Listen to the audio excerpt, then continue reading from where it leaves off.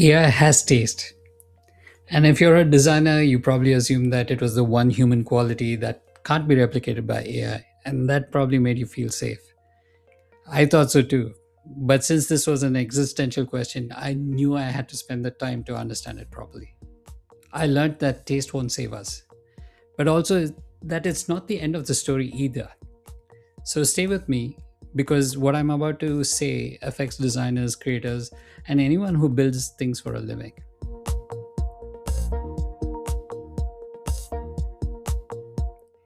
There's this idea going around that taste can't be replicated by AI, that it's the last things humans still own. I've heard creatives repeat this because it's comforting, but they're missing something important here, something obvious. They all learned taste through exposure, practice, and repetition. And if it can be taught, AI can learn it. I took art history classes for my minor in university. I spent hours staring at paintings, learning color, composition, and technique, figuring out why something feels beautiful and others just feel off. That class taught me and a room full of 19-year-olds taste. But AI also has been trained on artworks, more artworks than I'll ever see, probably, millions more. It's precise, it spots details that a human eye would miss, it's statistical, so it recognizes patterns automatically, and it runs on energy, so it's forced to be efficient. In other words, it's got perception, discernment, and restraint, all the component qualities of taste. Also, whenever I use AI, the output is fine. Most people would find it acceptable. Maybe not most designers, but most people. But no one would call it fresh. No one would call it new. So I started to wonder what's going on here. And that led me to understanding things a lot better.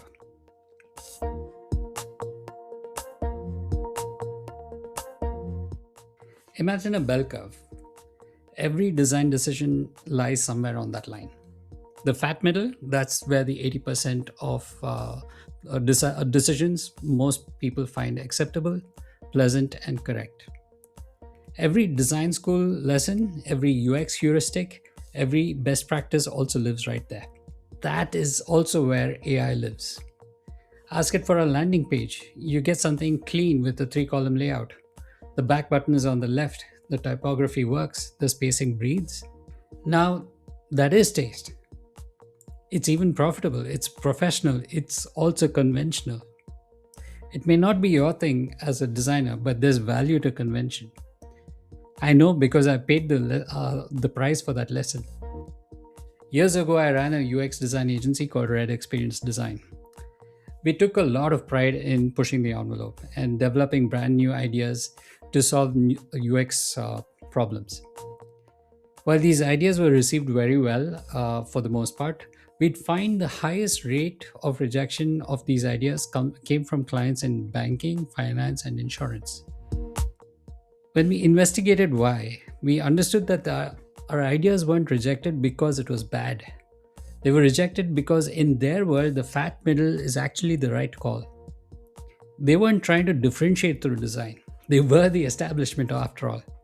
Their projects existed to hit business goals while following the norms, not by breaking them, because they understood user familiarity matters too much. That was the lesson we paid a heavy price to learn. Now, AI has understood the patterns of several thousands of applications and understands convention better than most. The output from that, therefore, is not to be knocked.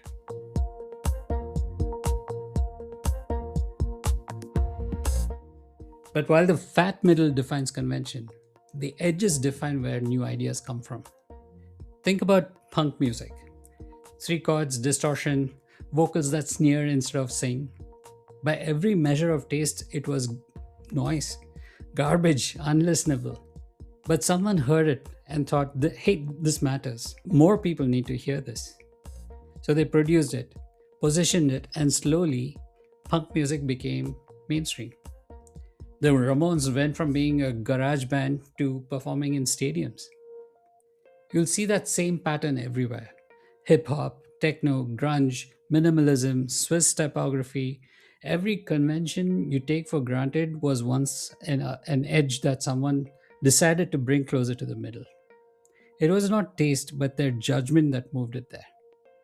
You might think, okay, but if AI learns enough of these transitions, punk to stadium, hip hop to billboard, minimalism to Apple Store, maybe it learns what edges deserve promotion.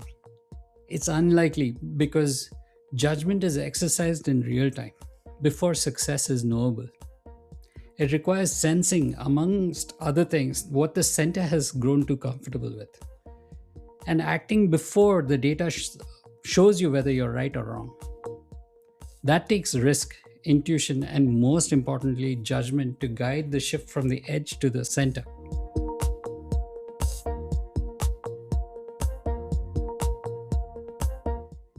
And it's not just what you pick, it's also when. Banksy stencils, for example, are powerful because not because of technique. A second year, art student could probably reproduce them. Their power is also about timing. Early 2000s Britain, consumerism, surveillance.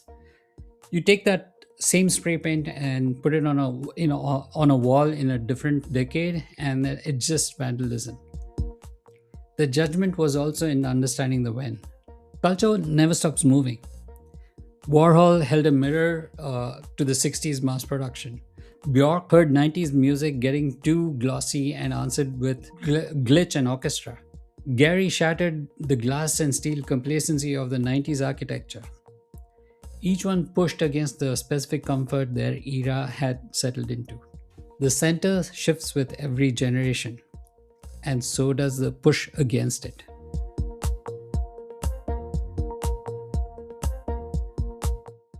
If you've seen The Devil Wears Prada, the movie, you may remember Miranda Priestley's cerulean scene, where Andy thinks her sweater is her own choice.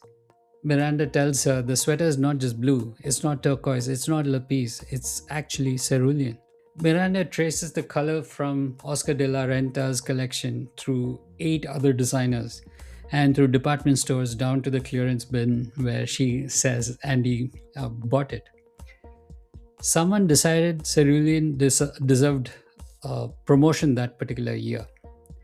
Not turquoise, not lapis, cerulean. That decision cascaded through an entire supply chain. It reshaped what thousands of people would wear, buy, and see themselves in. AI can produce cerulean. It knows blues work. But deciding cerulean should be the color this year, that's judgment. And that's always been a human quality.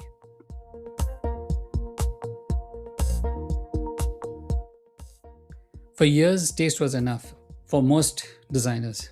Pairing the right typeface with the right grid, knowing when the white space goes from being elegant to being empty, that was the moat. AI is filling that moat with statistical concrete. And that reflexive question, what can I make that AI can't? That's a trap. Being defined by what you're against isn't a strategy, it's a cage. The better question is, now that the baseline is handled, what world do you want to build? In the long term, AI handles the difference between right and wrong. The machine is excellent at sorting through millions of choices and discarding what is wrong, the wrong choices. Let the machine do the job it's good at. The harder task has always been about choosing between two rights. That takes judgment, a perspective formed through years of experience, something sharpened by living inside a culture.